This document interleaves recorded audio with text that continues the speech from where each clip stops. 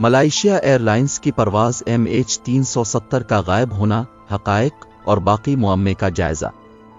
8 मार्च 2014 को मलाइशिया एयरलाइंस की परवाज़ MH370 मकामी वक्त के मुताबिक सुबह 12:41 बजे 239 अफराद के साथ कुआलालंपुर बैन अल-अक़वामी हवाई अड्डे से रवाना हुई।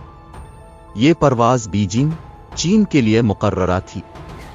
अलिफाड़न भरने के 1 घंटे से भी कम वक्त में हवाई जहाज़ रेडारों से गायब हो गया और तमाम राब्ता मुनक़ते हो गया। इसके बाद जो कुछ हुआ वो हवाई जहाज़रानी के तारीख में सबसे बड़े बाज़ाब्ता तलाशी मिशनों में से एक था। फिर भी तकरीबन 1 दहाई बाद MH370 का अंजाम हवाई जहाज़ रानी के सबसे बड़े मुअम्मे में से एक बाकी है।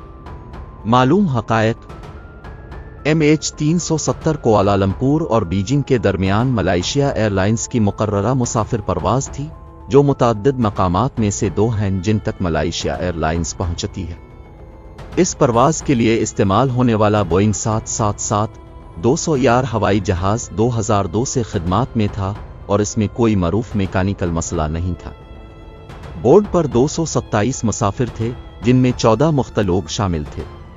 कॉकपिट का अमला कप्तान ज़हरी अहमद शाह से मुरक्कब था, जो एक तजर्बाकार पायलट था जिसके पास 18,000 से ज़ायद परवाज़ के घंटे थे, और फारिक अब्दुल हमीद पहले अफसर।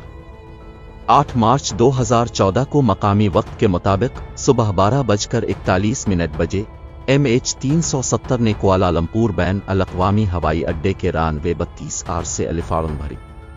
अलिफाड़न और शुरू की हरकत नॉर्मल थी। सुबह 1:19 बजे जब हवाई जहाज़ ने जनूबी चीनी समंदर के ऊपर 35,000 फुट की आम ऊंचाई हासिल की तो कॉकपिट से आखिरी बातचीत मौसूल हुई। मलाइशिया हवाई ट्रैफिक कंट्रोल और कॉकपिट के दरमियान एक रूटीन शब बखैर रेडियो ट्रांसमिशन हुई। 2 मिनट बाद हवाई जहाज़ का ट्रांसपोंडर ऑफ कर दिया गया, जिसकी वजह से वो सानवी रेडार कवरेज से गायब हो गया। प्लेन की board aircraft communication addressing and reporting system भी ट्रांसमिशन करना बंद कर दिया।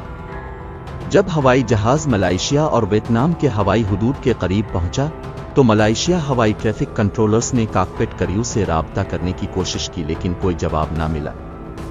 इसी वक्त के करीब फौजी रेडार ने इलाके में मुख्तसरा एक हवाई जहाज़ की निशानदेही की, जो बाद में दायरों से गायब हो गया। अचानक राब्ते और ट्रांसपोंडर सिग्नल के नुकसान के बावजूद प्राइमरी रेडार ने एक नामालूम हवाई जहाज़ की निशानदेही जारी रखी, जिसने तेजी से मगरबी मोड़ लिया, अपनी मंसूबाबंदी शुदा शुमाल मशरकी समत बीजिंग से हिटकर। हवाई जहाज़ ने 1 घंटे से ज़्यादा तक अलिफाड़न जारी रखी, मलाइशियाई जजीरे पर उबूर करते हुए, जब तक कि वो सुबह 2:22 बजे पुलाव पर एक के करीब मलाइशिया फौजी रेडार की रेंज से बाहर ना निकल गए। सानवी रेडार और सैटेलाइट डेटा ने बाद में इशारा किया कि MH370 जुनूब की तरफ मोड़ गई थी और कई घंटे तक हिंदी मुहित के ऊपर अलिफाड़न जारी रखी, जब तक कि इसका फ्यूल खत्म नहीं हो गया और आखिरकार वो ऑस्ट्रेलिया के शुमाल मगरिब में समंदर में तसादुम ना हुआ, लेकिन इसका महज तसादुम नुक्ता अभी तक नामालूम है। गायब होने के बाद के दिनों और हफ्तों में एक गैर मामूली बैन अल-अक़वामी तलाश व बहाली मिशन को ज़मीन और समंदर के वसी इलाकों में चलाया गया, लेकिन 60 दिनों के बाद गायब शुदा हवाई जहाज़ उसके अंजाम के किसी सबूत का पता न लग सका। जनवरी 2017 तक अकिनोस में 46,000 मुरब्बा मील से ज़्यादा जस्तुजू करने के बाद तलाश रस्मना मंसूख कर दी गई। आज तक महज चंद तस्दीक शुदा कूड़े के टुकड़ों के अलावा MH370 गायब ही है, जिसने बहुत से हल नहीं होने वाले सवालात को जन्म दिया है। इसके गायब होने को हवाई जहाज़ रानी का सबसे बड़ा राज बताया गया है। अहम राज और नज़रियात। MH370 का अजीब और गैर मुतवक्के रास्ता तफ्तीशकारों को हैरान कर चुका है और इस बात को मज़ीद बढ़ावा दिया है कि शायद किया हुआ हो। परवाज़ के गायब होने से मुतालिक कुछ अहम राजों में शामिल हैं। अलिफाड़न भरने के चंद मिनट बाद गर्ब की तरफ अचानक मोड़ की वजह क्या थी, जिससे प्लेन अपनी मंसूबाबंदी शुदा समत से हिट गई। ये इसके बाद आया जब राब्ते के ज़राए को दस्ती तौर पर गैर फ़आल किया गया था, जो इंसानी मुदाखलत की तरफ इशारा करता है। लेकिन क्या ये उम्दगी से मोड़ना था या गैर आमदी? हवाई जहाज ने अपनी परवाज़ कब और कहां ख़त्म की, उसको दुरुस्त तौर पर निशाना बनाने में नाकामी। سیٹلائٹ ڈیٹا ایک بہت وسیع تلاشی زون فراہم کرتا ہے جہاں کوئی تصدیق شدہ تصادم کا نقطہ مشخص نہیں ہے۔ پرواز سے قبل کاکپٹ کریو کے برتاؤ اور کپتان زہری کی نفسیاتی حالت کے ارد گرد راز۔ زہری کی بیک گراؤنڈ اور سیاسی خیالات پر شدید غور و خوض کے باوجود کوئی واضح مقصد سامنے نہیں آیا۔ یقین نہ ہونا کہ پلین پر کوئی اور بھی کاکپٹ تک رسائی حاصل کر سکتا تھا اور عمدگی سے ہوائی جہاز پر قبضہ کر سکتا تھا۔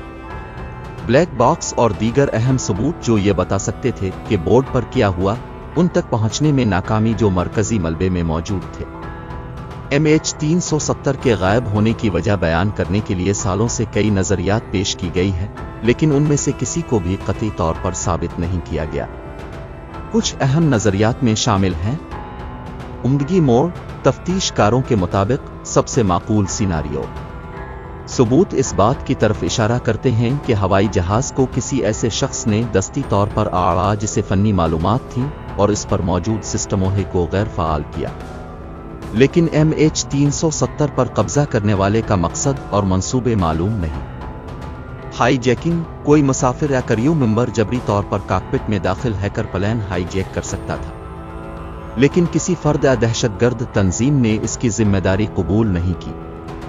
یہ بھی فنی سوال ہے کہ کیا کوئی کاکپٹ کے مضبوط دروازوں کو توڑ سکتا ہے؟ میکانیکل خرابی، کوئی بڑی جہاز پر ہونے والی بجلی کی آگ، تیز کمپرشن یا کوئی اور فنی مسئلہ پائلٹس کے کنٹرول سے باہر ہونے کا سبب بن سکتا ہے۔ لیکن یہ موڑنے کے بعد جہاز کے طویل و عمدہ پروازی راستے کی وضاحت میں ناکام رہتا ہے۔ دور سے ہائی جیکنگ / سائبر حملہ، کچھ لوگوں کا خیال ہے کہ MH370 کو سائبر دھوکہ دہی سے مینیپولیٹ کیا جا سکتا تھا اور دور سے کنٹرول کیا جا سکتا تھا، لیکن جہاز کے سسٹم کو دیکھتے ہوئے اکثر ہوائی جہاز کے ماہرین اسے غیر ممکن سمجھتے ہیں۔